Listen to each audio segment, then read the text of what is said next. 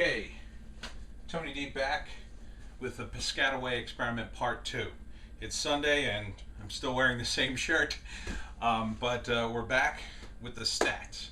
Now, as we said in part 1, had I gone up to the Piscataway library for my appearance, my approximate expenses would have been $26 for travel, $54 for food, costing me $80, and if I had a really sweet day, I would have made maybe $24 profit, leaving me with $56 in the hole. Instead, I took the $56, put it into the Webcomic factory in Superfrat. Let's go to the big board and see the quick montage of how I did. I don't know if you can see this, but it is about 4 a.m. I'm about 4 hours into my Project Wonderful ad, and I've already had 49 clicks on the Superfrat site and 31 clicks on the Webcomic factory site. And if we count only the unique hits, it would be 39 and 25, which is already 64 different people who have come to the sites. And that's just the first 4 hours. Okay, I don't know if you could see this or not, the stats on the screen. I can see it through the viewfinder. We are 15 hours into the advertising campaign. I've spent about half my budget. No, more than half actually. I only got about $12 and $15 left on each one. I've gotten 136 hits on Superfrat and 94 on the Webcomic factory. So that's pretty good. Okay, as you can see, these are my final totals right here. Okay, I'm doing a little self-editing, so pardon the clicking. As you can see from the video, here's how the stats break down. Now you'll notice on the video I put $29 and $29 into the two sites. I had to do that to make sure I would get $28 and $28 because Project Wonderful kind of, doesn't spend every last penny all the time, or sometimes it goes a little over.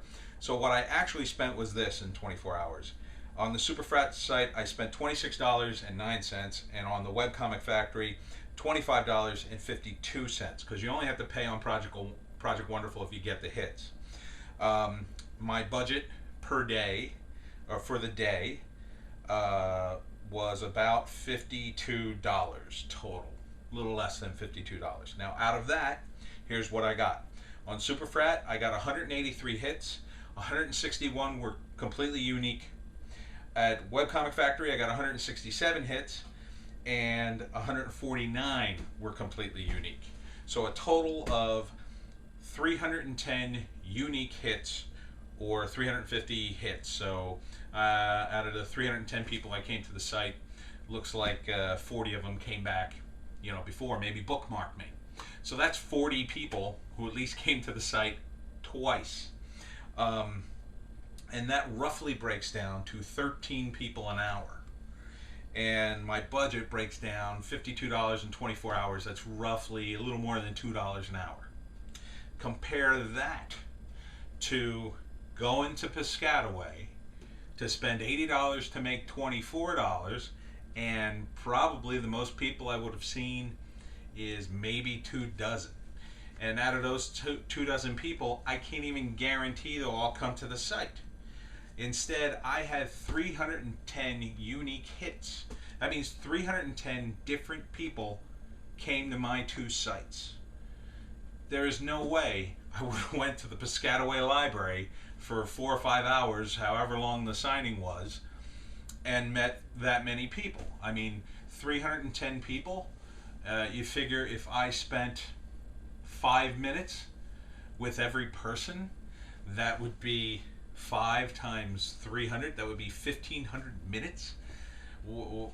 I don't even know what that breaks down into hours. It would be 60 divided by that would be, I don't know, it would be like 24 hours of my time. I have to crunch the numbers. I should have crunched it down on this piece of paper, but I can only do so many numbers. So it would have taken me like 24 hours just to talk to that many people individually. Instead, by taking my money, using for the website, I got more hits. So whether you're doing a print comic or a webcomic, I think webcomic advertising is obviously going to be more effective than blowing all your money and going all the way up to Piscataway or wherever you're going.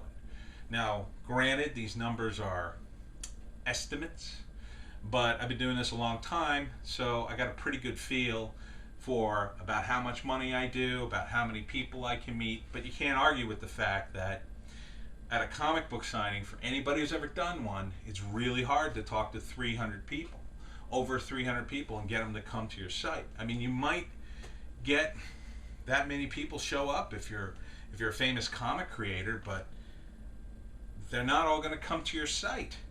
I got 310 people to come to my site for the price of about $52.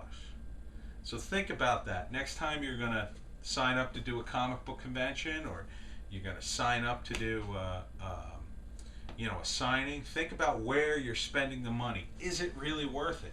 I mean, think about how much money. If you're in San Diego right now, think about how much money you spend in San Diego, right? I mean, San Diego is going to cost you at least $300 for a plane ticket unless you live there. It's going to probably cost you at least another $300 in hotel. You're probably going to have to stay about 3 days. You're going to spend probably, if you're lucky, $20 a meal. That's, over 3 days. Say you're real frugal, you spend $50 a day on food. That's another $150. You're already into this for $750 just to get to the front door to San Diego Convention Center. So compare that, $750 to the $52 I spent. So $50 goes into $750 15 times. 15 times 300. That would be 4,500 people. You will see a lot of people in San Diego Comic Con, but no matter how many people you talk to, it'll probably be almost impossible for you to talk to 4,500 people. And there's no guarantee that even if you somehow magically manage to talk to 4,500 people, that they will all come to your website. But if you spend this money and you buy these ads, guess what? You're going to get eyes on your website. So the lesson to be learned here, folks, is comic book conventions may not be that cost effective anymore. It's all about the internet.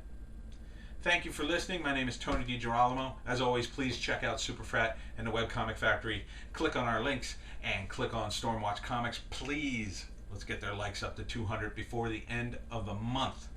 Thank you, and we'll see you next time.